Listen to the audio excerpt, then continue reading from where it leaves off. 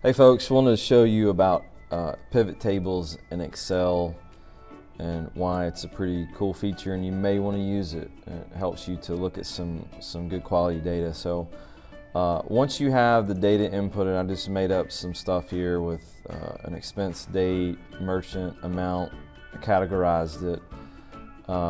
What you do is you come over here to Insert, and you can click Pivot Table, and it'll highlight the cells here, and I'm going to do it on a new worksheet, and just click OK.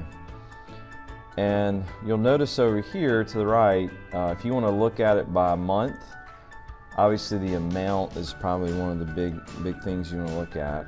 Okay, and so right now it tells me my total sum I've been spending for the whole month, and you can select all these items if you would like, with merchant or whatever, but a easy way to do it is always have the amount selected, but then I can break it down by category, I can break it down by month, I can break it down by merchant, how much I was spending. So pivot tables are a good reflection of the data that you've already inputted.